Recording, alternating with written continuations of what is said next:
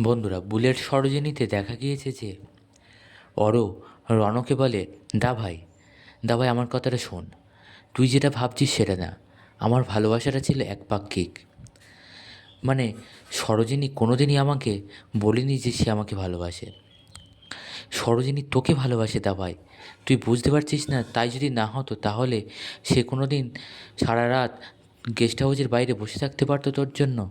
তুই যা, ওকে আটকা। এরপর রণও দৌড়োয় সরোজিনীর পিছনে। এদিকে দেখা যায় যে রণর বাবার কাছে আছে পিয়া, মানে রণর পিসি। তখন রণর বাবা বলে, তুই হট করে চলে আসলি না ফোন করে?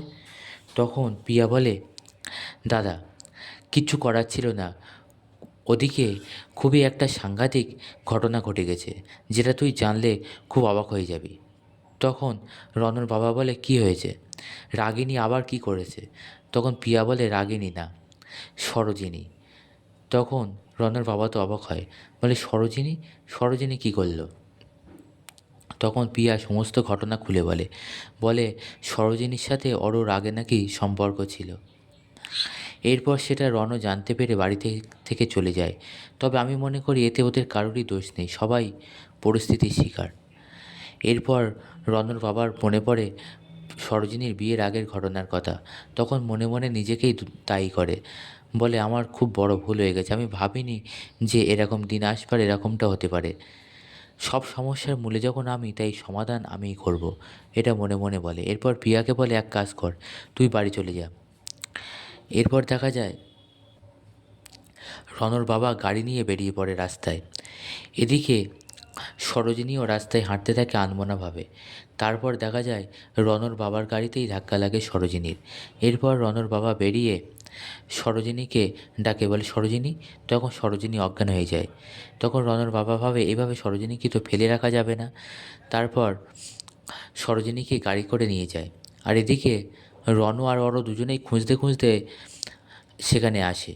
তবে সরোজিনীর পায়ের ছাপ দেখে, মানে রক্তের ছাপ, যেটা রণর ঘরেই সরোজিনীর পা কাটে কাঁচে। এরপর তখন রণ বলে, এই তো সরোজিনীর পায়ের ছাপ এখানেই শেষ হয়েছে। দেখ করো, এখানে একটা টায়ার ঘষার দাগও দেখতে পাওয়া যাচ্ছে। তখন অরো বলে, হ্যাঁ তাই তো, তবে এরপরে আর কোনো পায়ের ছাপ নেই। তখন রণ বলে, তার মানে গাড়ি করে সরোজিনীকে নিয়ে যাওয়া হয়েছে। চল, এইদিকেই গাড়িটা গিয়েছে। এদিকে দেখা যায় রণর বাবা সরোজিনীর জ্ঞান ফেরাতে শুরু করে। তারপর একসময় সরোজিনীর জ্ঞান ফিরে আসে।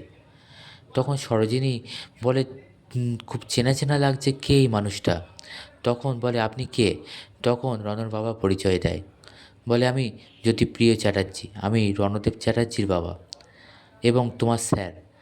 তখন পিছন দিক থেকে চলে আসে রণ আর অরো দুজনেই। তখন ওরা বলে, আমরা ঠিক দেখছি বাবা? এরপর তখন রণর বাবা বলে সরোজিনীকে যে, আমি এরকমটা করেছি কারণ যারা অনেক বছর আগে আমাকে মেরে ফেলতে চেয়েছিল তাদের মুখোশটা টেনে খুলে ফেলার জন্য। সমস্ত ঘটনা পিছন থেকে শুনে ফেলে অরো আর রণ। বন্ধুরা, পরবর্তী পর্বে ঠিক কী হতে চলেছে জানতে চোখ রাখুন আমাদের চ্যানেলে।